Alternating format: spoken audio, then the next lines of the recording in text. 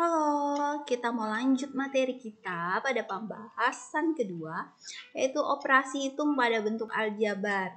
Nah, kemarin kita udah sempat kenalan dengan aljabar itu sendiri. Nah, ada namanya variabel, ada namanya koefisien dan konstanta. Nah, untuk menentukan hasil penjumlahan dan pengurangan bentuk aljabar, mari kita simak ya. Kita mau belajar yang pertama, yang perlu kita perhatikan adalah suku-suku yang sejenis. Kemudian yang kedua, sifat distributif perkalian terhadap penjumlahan maupun pengurangan. Ada bentuknya seperti ini. Jadi misalnya A kali B tambah AC atau AB itu artinya A kali B. Jadi ya, paham ya, kalau A ada AB berarti itu artinya A kali B. Dan A kali B itu hasilnya yaitu AB gitu. Kemudian di sini sifatnya kenapa ada seperti ini? Nah, kalau dihubungkan dalam perkalian, ini namanya ibu kasih namanya perkalian pelangi. Jadi A ke B, A kali B, kemudian ditambah A kali C. Nah, ya begitu sebaliknya. Jadi yang ketiga, hasil perkalian dua bilangan bulat yaitu, lihat, hasil perkalian dua bilangan bulat positif itu adalah bilangan bulat positif. Hasil perkalian dua bilangan bulat negatif adalah bilangan bulat positif. Nah, jadi sama seperti perkalian biasa. Hasil perkalian bilangan bulat positif dengan bilangan bulat negatif pasti hasilnya bilangan bulat negatif. Nah, untuk penjumlahan dan pengurangan bentuk aljabar, kita harus kelompokkan dengan yang sejenis, suku-suku yang sejenis ya. Jadi misalnya A tambah B. A tambah B itu tidak bisa karena dia tidak sejenis. Jadi kita harus tahu dan membedakan yang mana yang sejenis. Lihat seperti ini, tentukan jumlah dari. Nah, jadi kalian harus tahu yang mana yang sejenis, yang mana yang bukan sejenis.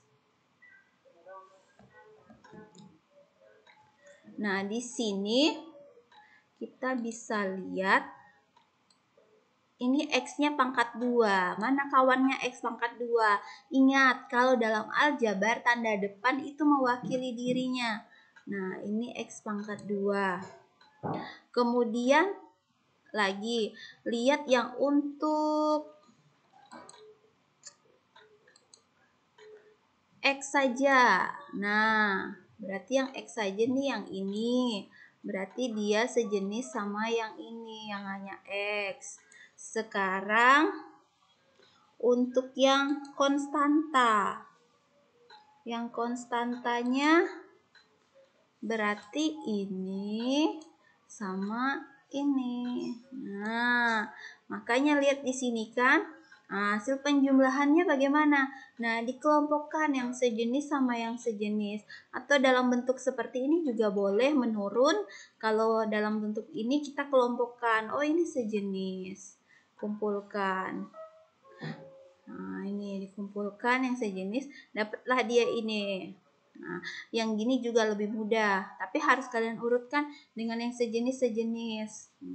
12x kuadrat kurang tambah ya, berarti dikurang di sini atau minus 7, jadi dapatnya 5x kuadrat. Kemudian ini dapatnya x. Nah, jadi kalau koefisiennya 1 itu tidak ditulis, jadi tidak ada penulisan tentang 1x. Nah, jadi kalau 1x misalnya koefisiennya 1 berarti hanya ditulis x ya. Jadi kalau ditanya berapa koefisien X, koefisiennya adalah 1. Ingat koefisien kemarin adalah bilangan di depan variabel. Ini koefisien, ini koefisien, ini koefisien. Nah, kalau tidak ada abjadnya, tidak ada variabelnya, ini namanya konstanta ya. Kemudian lihat gambar di sebelah ini. Ini ada gambar persegi. Gambar di samping menunjukkan sebuah persegi dengan panjang sisi 2n. Nah, berarti 2n. Kalau ditanya berapa kelilingnya, berarti 2n. Kan ini ada tanda, semuanya sama panjangnya. Berarti 2n tambah 2n tambah 2n tambah 2n. Berarti nilainya panjangnya adalah 8n. Kemudian ini, untuk pengurangan. Kurangkan 5P kurang 3Q dari 9P kurang 6Q.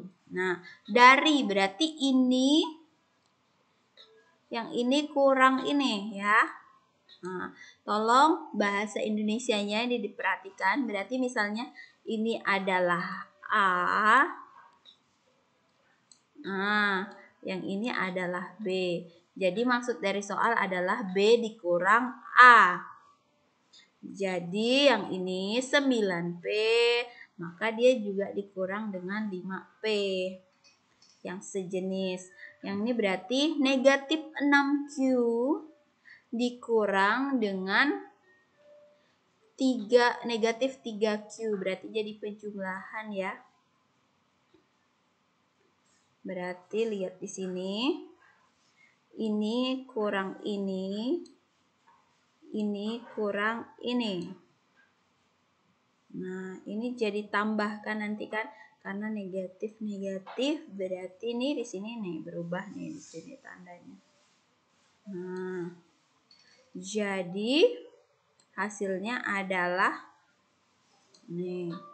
Karena 9 kalian fokus di depannya koefisiennya. 9 kurang 5, 4. P-nya ikut di belakang. Kemudian yang ini. Negatif 6 kurang 3, negatif 6 tambah 3. Berarti bisa juga kalian balik 3 kurang negatif 3 kurang 6, yaitu negatif 3. Q-nya ngikut di belakang ya.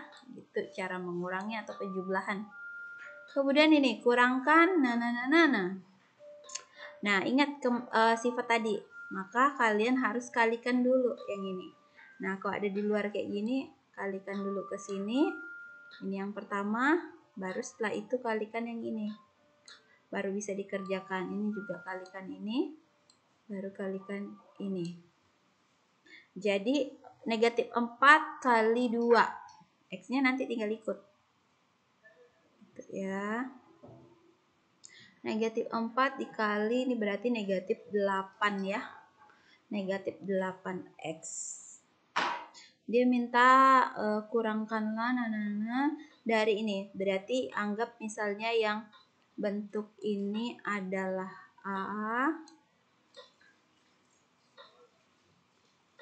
A, yang ini bentuk ini adalah B. Berarti dia minta B kurang A. Yang ini kurang ini. Nah, berarti yang ini kan negatif 5 kali X. Berarti negatif 5X. Negatif 5 kali negatif 2. Negatif kali negatif 10. Ini negatif kali negatif kan. Berarti 5 kali 2. 10 positif. Kemudian yang ini tadi. Negatif kali positif. Berarti negatif nih. Negatif 8X. Nih ya. Ini pengurangan dari soalnya ya. Ini soal. Nah, kemudian yang ini negatif 4 kali 3.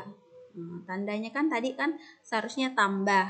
Karena di sini hasilnya negatif, maka dia jadi pengurangan. Ingat ya, tanda depan mewakili dirinya. Jadi kalau di sini nilainya positif, dia tetap tambah di sini.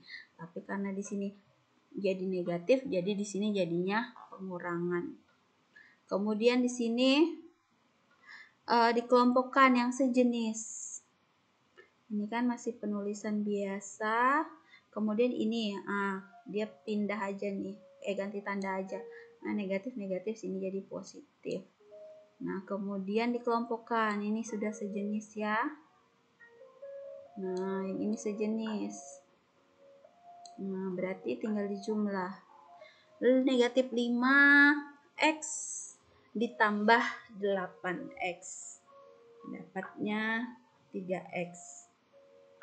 Kemudian 10 tambah 12. Hasilnya